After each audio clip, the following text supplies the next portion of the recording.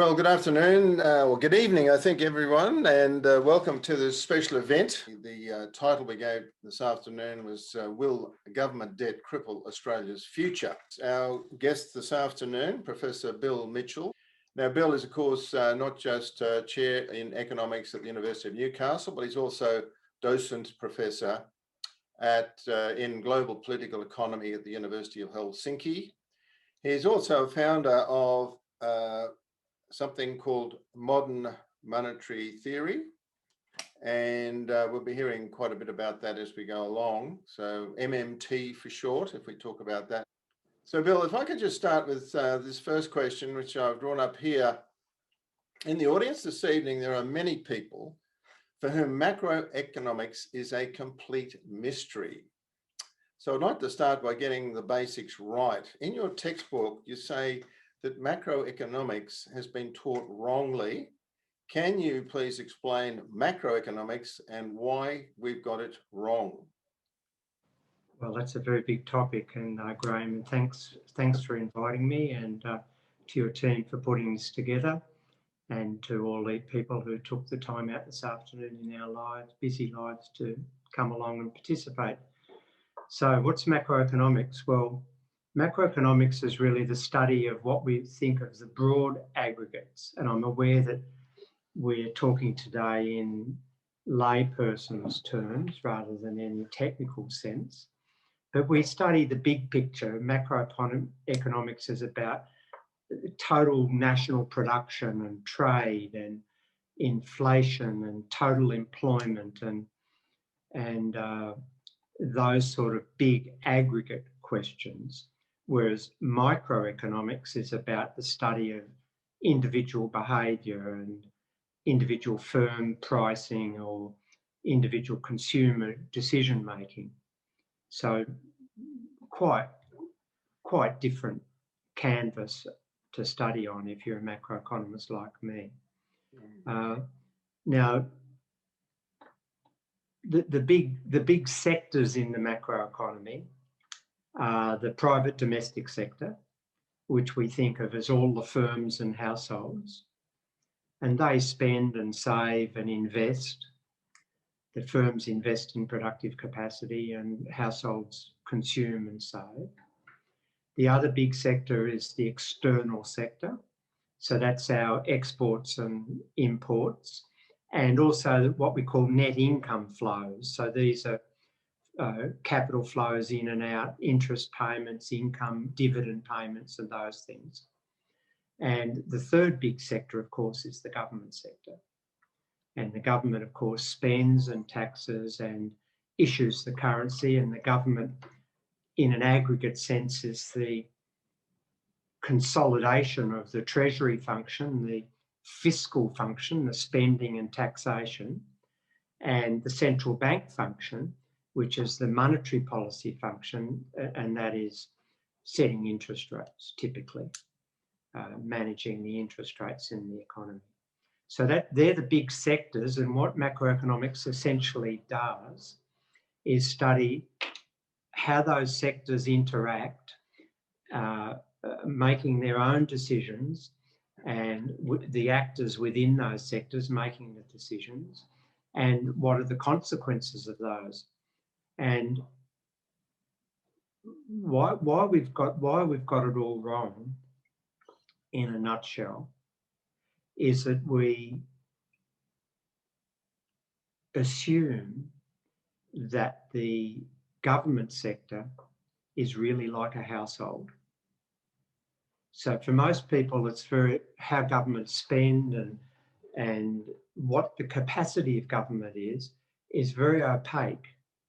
And it's a world that we are told a lot about, but we don't know very much about. And the sort of knowledge that we try to glean about our understanding of government capacity is derived from the fact that we've been told it's really a household. Now, you and I are a household, and households use the currency that the government issues. Now, what does that mean? Well, that means that you and I and all the rest of our listeners tonight, all of us private citizens, we are financially constrained. Now, I'm here today, I'm working, even though you're getting my services for no income. I have been earning income today. And why do I go to work? Well, I like it, but principally my motivation is to earn income, because I have to earn income before I can spend, unless I can use up some prior savings which required income in the past, or I can sell something on eBay, but that required me to buy something in the past with income. Or if I want to spend more than I can currently earn, such as when we're younger, we borrow for housing, then I've got to borrow. But all of those actions are the actions of a decision-making unit which is financially constrained. We can't spend indefinitely more than we can accumulate in income. Yep. Now, if we try to apply that to our understanding of the sort of capacity of government and the limits of government, where in effect the fancy term might be fiscal space. So what space has the government got to operate in using its policy tools, spending, taxes and interest rates? If we try to apply that household analogy to our understanding what governments can do, then we'll always make the wrong conclusion. And we'll believe that the government's financially constrained.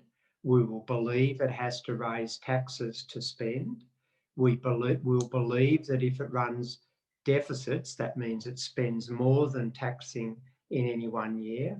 It issues debt, and the debt will, if it keeps doing that, then it will create dangerous levels of debt, which will lead to financial chaos, or burden our children and our grandchildren with heavy debt burdens. Can we get on to some of those points in a minute, Bill? Yeah, and all of those conclusions are derived from this false analogy that it's like a household. Yeah. Well, the reality is, and this is a nutshell to start with today, the government issues the currency. Now, I'm my hometown's Melbourne, so I like AFL football. And to say that the government can run out of money is like saying that the umpire's got to stop the football game in 2 minutes into the third quarter because the scoreboard has run out of points. It's that absurd.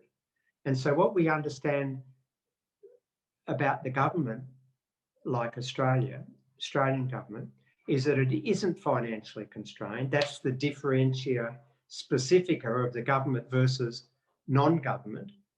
And it can spend whatever it likes. It can buy whatever's for sale in its own currency, including all idle labour, which means that you can then conclude that mass unemployment's a political choice.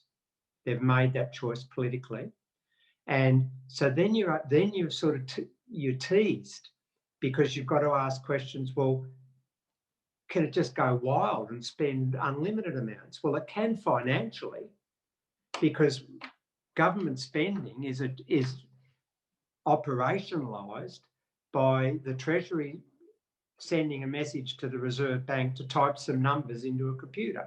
Can I just interrupt there, Bill, because you're covering almost all my questions in one. Okay. So if I can break it down a bit, that'd be good. By the way, as far as questions go, everyone, your questions will be anonymous. So I won't be identifying people's names when your questions come up. So don't be abashed about asking what you might think is a simple question. There's no such thing. We just want to get all the questions out there. I won't be announcing your name. So if you think it's going to be a silly question, there's no such thing. So just ask that question. So let's just start there, Bill, with something that you've mentioned there about limitations. I would just want to go to banks at the moment, because banks are an interesting example, because when you look at textbooks, and also I think our common understanding, is that a bank is constrained by its deposits. In other words, just to give you a simple example, if I had $1,000 in a bank, or a bank had $1,000, if it wanted to keep $100 in reserve, it could then lend $900. And then if this went down through other banks, there's a thing called a multiplier and so on. Now, is that back to front, and do banks create money by lending it? Well, it's totally back to front, and the textbooks that students in economics learn from, the narrative that they're presented with is your first narrative, that the banks are offices and they've got officials sitting there waiting for people to bring some money in. And when they've got some money in the vault, they can then make loans. And so deposits create loans in that story. Yeah. And whereas in the real world, and that's taught and over and over again. But in the real world, it's completely the opposite. The banks wait for creditworthy borrowers. And when a creditworthy borrower comes in and they agree on a loan, they say yes to a loan, and in the same decision, they create a deposit. Yeah. Loans create deposits. Deposits do not create loans. And if you ask someone who works in banking, they'll tell you that the loan department doesn't communicate each time a loan's being made with the reserve management department. Now, obviously, when those deposits are drawn on and the borrower then buys a car or something else, then those transactions go through the banking system. And at the end of the day, all of the bank's transactions have to be vindicated. They have to have money to cover all the cross-banking transactions. And that's why the Reserve Bank insists on all of the banks maintaining positive balances with the Reserve Bank. These in Australia, these are called exchange settlement accounts, and they're what we call bank reserves. And so all of the interbank transactions each day are mediated through these reserves. And so obviously the banks have to finally get reserves if they haven't got them. But they can get them from multiple sources. And if they're short on any one day, they can always get them from the central bank, the Reserve Bank. The Reserve Bank stands ready to provide as many reserves that are necessary to make sure all the transactions clear. It's called the payment system or the clearinghouse system. And so the banks aren't constrained by reserves at all. Yeah. Bank lending is constrained by how much capital they've got, because they've got to maintain a loan book in proportion to how much capital they've got and the quality of that capital. This is called the capital adequacy rules. But the banks can clearly create money, liquidity. But the important difference between a government creating liquidity and a bank creating money is that when the bank creates a loan, it doesn't create any net position in the non-government sector. It creates liquidity for the borrower in the form of the deposit, but it creates a matching asset or a liability, depending where you want to think about it. There's no net financial asset created as a consequence of that. There's liquidity for the borrower, but a liability for the borrower in the form of the debt, so it matches. Whereas when the government injects currency via spending, that creates a net financial asset in the non-government sector. That's a huge difference. Right. And only MMT modern monetary theory has exposed that difference. Good. That very point about banks not requiring deposits before they make loans is critical, and it's one of the things that most people just don't appreciate. And but there is by the way, everyone that's watching this, there's a great video by the Bank of England on that very point. So if you go to the Bank of England, how banks create money, there's a fabulous video on that, and they take us through that very point. Yes, now let's move to the government, Bill. The federal government in particular, because there's a difference between federal government and state governments. State governments are like households, whereas federal government is, as you've described it already.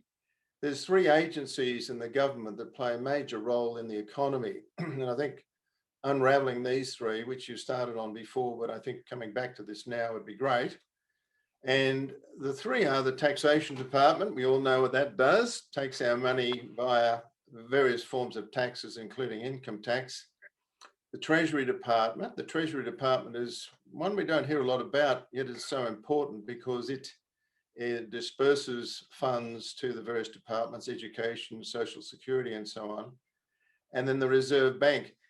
Can you tell us a little bit about their respective roles, more than I have done there, and how that plays out? Sure. I mean, the Reserve Bank was created under the 1959 Reserve Bank Act as the banker for the government. So it handles government's financial transactions. So the Treasury Department instructs the Department of Finance in Canberra, who manages sort of all the accounts. The Treasury Department manages the policy. I'll come back to that in a moment. And then the Finance Department instructs the Reserve Bank in Sydney to do banking on behalf of the government. So the Reserve Bank then issues the currency. In other words, if the government decides it wants to spend something, a procurement contract, for example, then it would do the contractual work and then instruct the Reserve Bank to type some numbers into the recipient of the contract. And government spending is always new currency entering the system by marking up bank accounts. That's how governments spend. And the central bank manages that. But the central bank also was empowered to manage the prudential regulations of the financial system. And now it doesn't do that now. APRA does that. And the central bank is ultimately responsible for the financial stability of the system.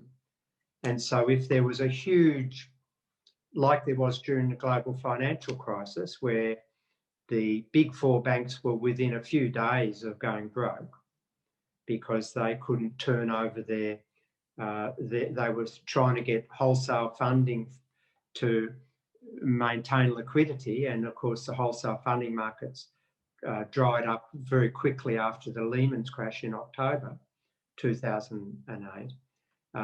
Well, the central bank immediately made available liquidity to the banks, a liquidity stream. And that's to maintain financial stability, because the last thing a government wants is for its financial sector to crash. So and the central bank, of course, every month it meets, the bank's board, and it sets the short-term interest rate, which conditions all of the longer-term interest rates out on what we call the yield curve. So the mortgage rates and the investment rates. Now, there's some disparities that have emerged in recent years between mortgage rate, the relativities, but in effect, the central bank conditions all of the other interest rates by setting its interest rate. Now, the Treasury Department is the department that designs and implements fiscal policy. Now, fiscal policy is broadly government spending and taxation decisions. And, the Treasury is full of economists, and they design a whole range of different interventions and implement them. And the taxation department, of course, is an administrative department that makes the taxation decisions made by the Treasury operational on a daily basis. So it enforces the taxation policy, and and makes judgments about whether you're doing the right thing, or about demarcation issues and all of those things, and obviously raises the money and then transmits that through to Department of Finance, who then just transmits it into various bank accounts that the government has at the Reserve Bank. Terrific. I think that's important just for people to keep in mind those three entities, because sometimes we hear a bit about well, a lot about the Reserve Bank actually, quite a bit about the Taxation Department, but the poor old Treasury Department, which is crucial in this story, we tend not to hear so much about. Now, a deficit occurs when the government spends via the Treasury Department more than it collects in taxes. Modern monetary theory, or MMT as you call it, says that we shouldn't be obsessed with deficits. Why is that, Bill?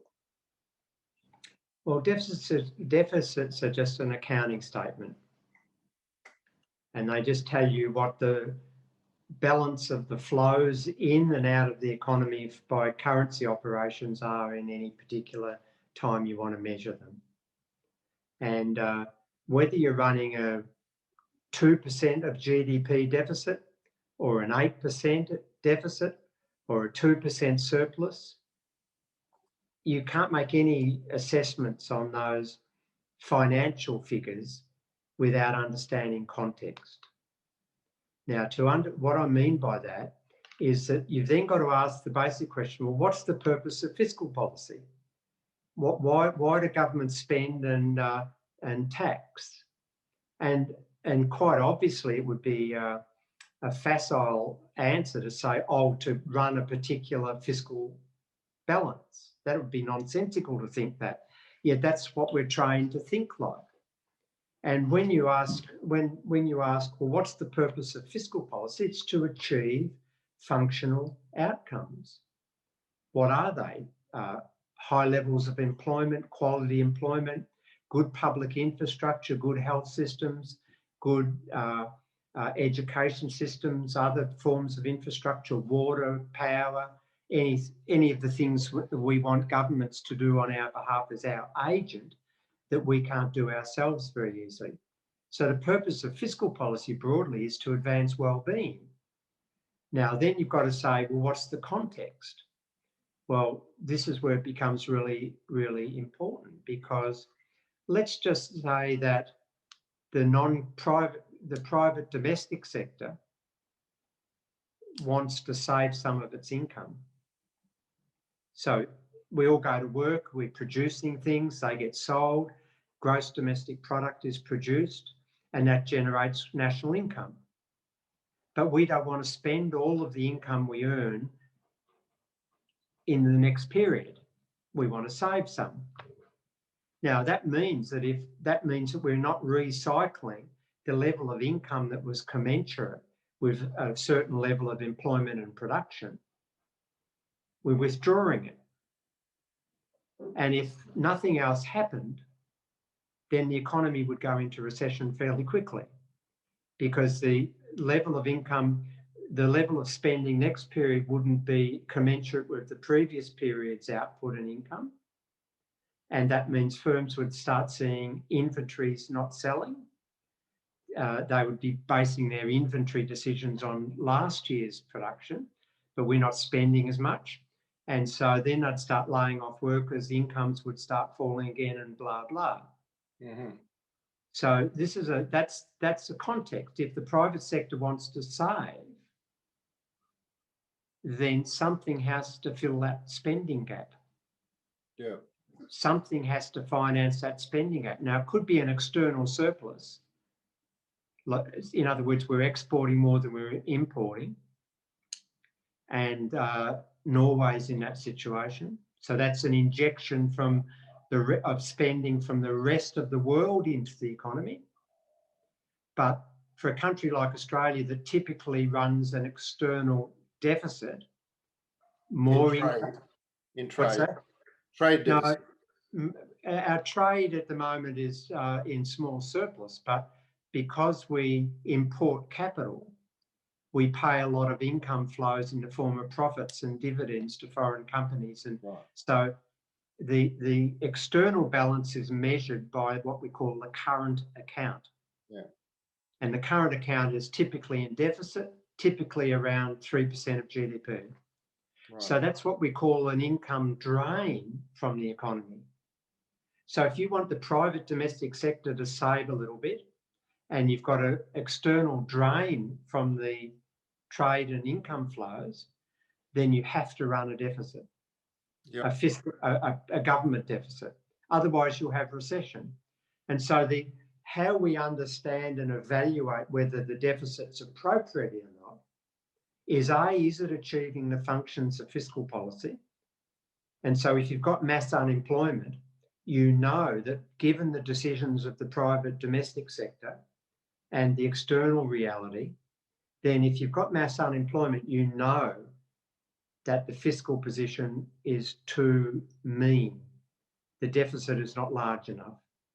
That's what I mean by context. Yeah. And so sometimes a deficit of 10% of GDP would be appropriate. Sometimes it would be totally inappropriate.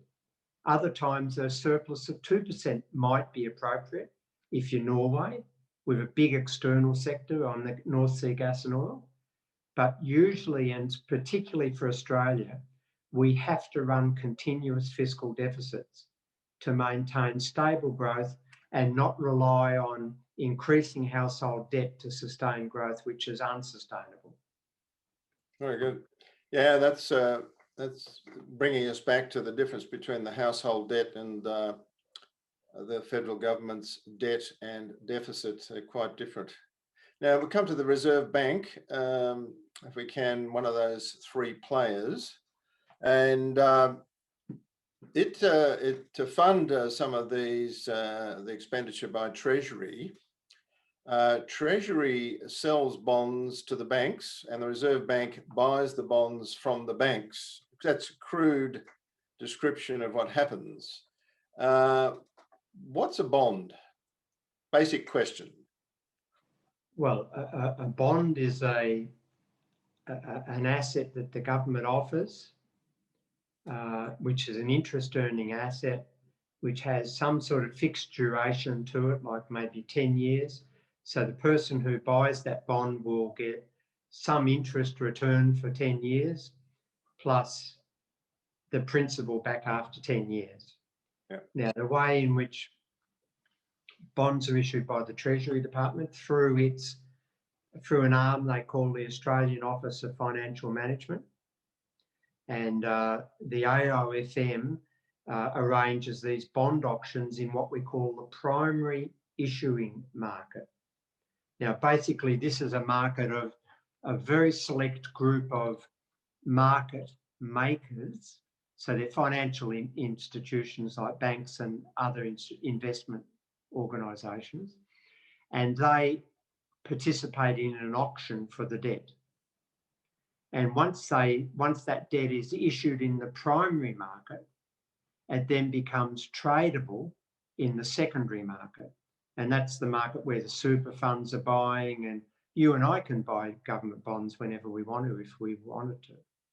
And the Reserve Bank, most recently, has been buying bonds in the secondary market once they're issued. And that's why Philip Lowe smugly tries to pull the wool over our eyes by saying, well, we're not funding any government spending here. We're only buying debt in the secondary market. Right. But in effect, and remember, the Bank of Japan and the European Central Bank and the Federal Reserve and the Bank of England have been buying massive amounts of government debt in secondary bond markets. And what the primary bond market dealers know is that if they buy the government debt, they can immediately on-sell it to the central bank and make a tidy profit. And so in effect, it's smoke and mirrors. The central banks in Japan's case for 25 years, and in other countries for 10, 15 years, have been funding government deficits through their capacity to type numbers into bank accounts. Yeah. You just did something there which I used to find confusing, which is substituting the word bond for debt. And so you say, and I know that under what you're describing under debt is broader than just bonds, but when someone hears someone saying buying government debt, the words just don't seem to gel. But buying bonds sounds better, but once you say buying debt, people go, what the heck? Kind of screws people's brains, that phrase. Anyhow, let's get back to the next bit of the Reserve Bank about printing money, which we hear a lot about, printing money. And of course, there's no money printed. It's actually electronic transfer. Just briefly, can you explain what that is about and what printing money means? Well, it's a meaningless statement, Right. and it's consistently used in the financial media and politicians and what have you as an ideological construct, because they want you to think that they want to place some sort of political limit on what governments can do, and they want to invoke out of control, mad professor type officials in the basements of banks, central banks, running the printing presses like crazy. Yeah. And and then they'll show you a photo of citizens going to the bakery with a wheelbarrow full of notes, as we saw during the Weimar periods in the 1920s in Germany. So as a description of reality and as a way of invoking an understanding of the way the government operates, printing money is a meaningless construct. The way What could we use instead of that phrase, Bill, when we talk about it? Well, why do you want to have a phrase for it? I mean, why don't we just understand that the government is the only one that can spend its currency into existence? Right. The government spends its currency into existence every single day of the week, other than non-business days, and it does it by instructing its central bank to type numbers into bank accounts. Right. Now, there's no printing going on. That's the operational way it works. So we just need to understand that governments spend currency into existence, and it's the only institution that can do that. That's the unique characteristic of our currency issuing government like Australia. Yeah. Well, we've got three more questions before I throw it open to everyone else. And this is one that concerns a lot of people. I've seen emails floating around, and our grandchildren will be paying off the government debt. Will future generations be paying off the debt that we have now incurred through the pandemic? Well, look, government debt's being paid back all the time. And because, you issue a 10-year bond 10 years ago, well, today it's got to be paid back. And how does it get paid back? Well, the government has, liaison through the Treasury, Finance, AOFM with the Reserve Bank. And it says we've got to pay this back. The Reserve Bank then types a number into the debt account that it's keeping on behalf of the government, and then types another number, the equivalent number, into a reserve account for whoever's getting the payment, a bank account, whoever owns the debt, and they offset each other. One number taken out of, marked down for one account, another number marked up in another account. That's the way it all happens. Now, if you think, there's two further points. Each generation, through the political process, can determine what tax burden it's willing to tolerate. That's the first point. So when we become of age as adults and we become voters, we vote for the policies that the government proposes. And if we didn't like the taxation regime in any one period, we would vote against it through the political process. But the second point I'd make is that I'm a baby boomer, as you are, and I grew up in an era of nation building, where the government ran quite substantial deficits, issued a lot of debt, and built schools, public hospitals, good public transport systems, had good, well-defined social security systems, and maintained full employment. And so the transition for me in life through school, to university to work was relatively smooth because of all of this infrastructure and financial support that the government gave the economy and the society. Did I pay anything back because of that? Well, I work and what have you, but that gave us great mobility. Low-income families were able to. I grew up in a housing commission estate. I had dramatic upward mobility because of the welfare state and full employment. And so the austerity era that we've sort of been in over the last 10, 20 years has undermined the future prospects for our youth, has maintained elevated levels of unemployment, has deregulated the labour market so that we've now got the gig economy, which gives young people virtually no prospects at all in future, no superannuation, none of that, has run down public education, has run down public hospitals and all the rest of the stuff. Now, who's going to be better off in the future generations or the baby boomers? Well, I know who are. And so to me, it's one of these diversionary questions that want to divert you from what's actually going on. What's actually going on is the government is withdrawing and reducing the future well-being of Australian youth. Well, just on that point, you're not indicating, of course, that we have to raise taxation to pay the debt. No. No, What? Look, we should clarify this so that the audience is very clear. When I said at the outset that the government wasn't financially constrained, the next question that students say to me is, well, why do they issue taxes? Because don't taxes fund spending? Well, the answer is no, they don't. Of course they don't.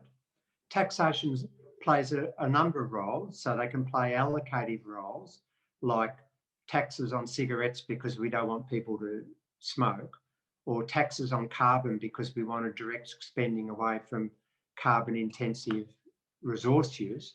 But in the macro sense, and this comes back to the point that you stopped me going on to at the beginning, sorry. And it's a really important point, that when I say government's not financially constrained, that's not the same thing as saying it's not constrained in its spending.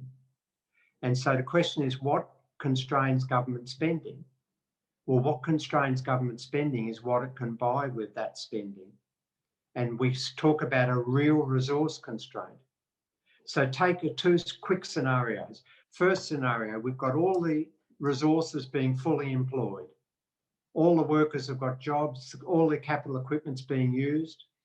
And if the government wanted to increase its spending within that context and tried to divert productive resources away from their existing uses and competed for them at market prices, well, you know what would happen.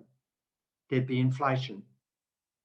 And so to avoid that, if it still wanted to, let's say, run a big green transition program and redirect resources into the public sector for recycling and all of that, renewable energy and what have you, well, then the only way it could do that without causing inflation, because it's coming up against a resource constraint because they're already currently used, it has to free up resources in the economy. How does it do that? It has to reduce the non-government sector purchasing power. How does it do that? It uses taxation. So what taxation does is stops us having the ability to buy things. It doesn't fund the spending. The government doesn't need funding to type numbers into bank accounts. It needs to free up real resources and bring them into the public sector to run its programs without causing inflation. That's the role of taxation. Take the second scenario, which we've got now, and that is that there's definitely a lot of free resources out there, high unemployment, high underemployment, lots of machinery not being used. Well, then what constrains government spending in that context? Nothing. No financial constraint. It should be spending and bringing all of those idle resources back into productive use. And then when it reaches full capacity, that's the limit. Yeah. That's the limit. And whatever the deficit is at that limit is the appropriate deficit.